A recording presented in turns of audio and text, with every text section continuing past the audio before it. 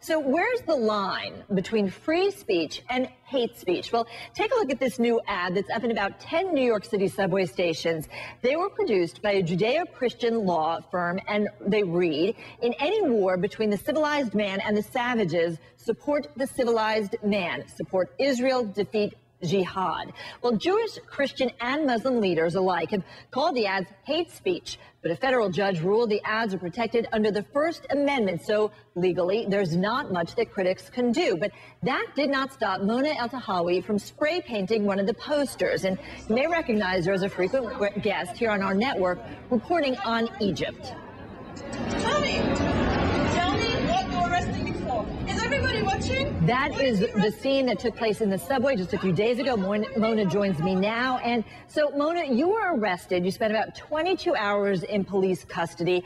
What made you do it? Was it worth it? Well, Deb, good morning. I decided to spray paint that poster because I considered the poster racist and bigoted. And I'm a big fan of the First Amendment, and I'm a big fan of freedom of speech and protected speech.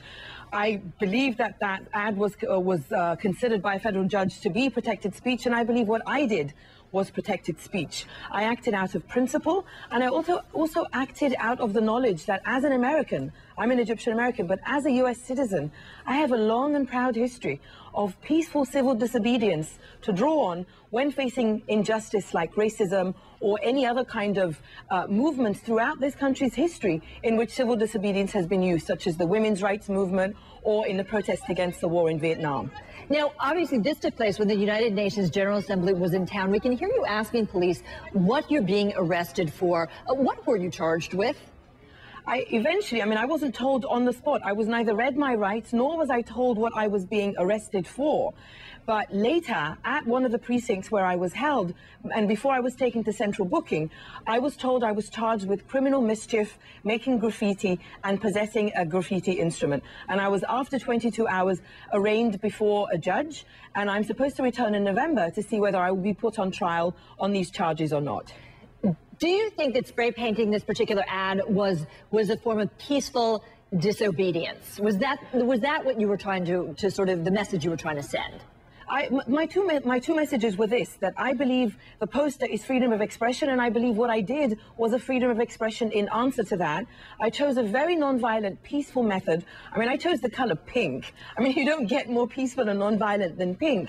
And I chose not to rip the poster. I saw a man in another subway station earlier that day actually physically rip the poster. I wanted to leave the poster where it was, but I wanted to express myself on its expression with the color pink to make a point that this is a non-violent form of disobedience and also freedom of expression.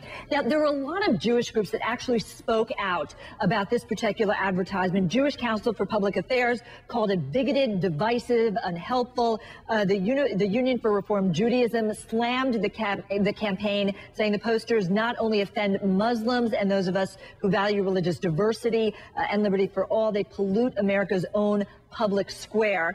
The New York Regional Director of the Anti-Defamation League said the ads are offensive. Pro-Israel doesn't mean anti-Islam. Let's get to the woman who's sort of at the heart of all this, Pamela Geller. She is very, very divisive, this particular woman. She was one of those who stirred things up when they were down at Ground Zero trying to get an Islamic center built there. The source of these ads, isn't that part of the problem? Aren't you sort of calling attention to somebody who is known for saying really outrageous things? I reported, or I commented rather, for CNN from Egypt about 3 weeks ago during the protests that broke out around that film that was taken from YouTube and then shown on some TV channels. I understand that some people are saying, well, by protesting, you're giving her more attention, but this is slightly different.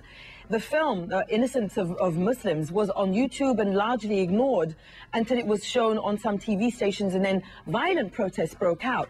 But this is a different matter. This is an ad that was put up in the New York subway that is used by 11 million people. The MTA itself did not want to put that ad up, recognizing that it was racist and bigoted. And unlike in San Francisco, where similarly racist and bigoted ads appeared, our MTA in New York City did not put an ad next to it saying, or a disclaimer saying that we do not support the message of this ad. And so as a New Yorker, as a Muslim, and as an Arab, I chose a non-violent, peaceful method of showing my freedom of expression to protest. I believe in the right to offend, but I also believe in the right to peacefully protest that offense. Pamela Geller is known, she has a long and disgusting history of anti-Muslim, anti-Arab, and anti-African American hate. She's racist and she's bigoted, and I'm proud that I took part in this protest. I'm proud to hear of all these Jewish groups who've spoken up, and I also proudly took part in protests against her hate and bigotry when an Islamic community center was planned for Ground Zero. We're New Yorkers. We don't support racism in New York. As New Yorkers and as a Muslim and as an Arab, I'm against racism and hate in all its forms, against anyone. Sure. Okay. Well, Mona, very interesting, and we'll clearly follow to see what happens with all of this. The woman who tried to stop you, she may file charges, but keep us posted on what happens to you after your court date, November 29. Thanks so much for being with us this morning. Thank you, Pamela.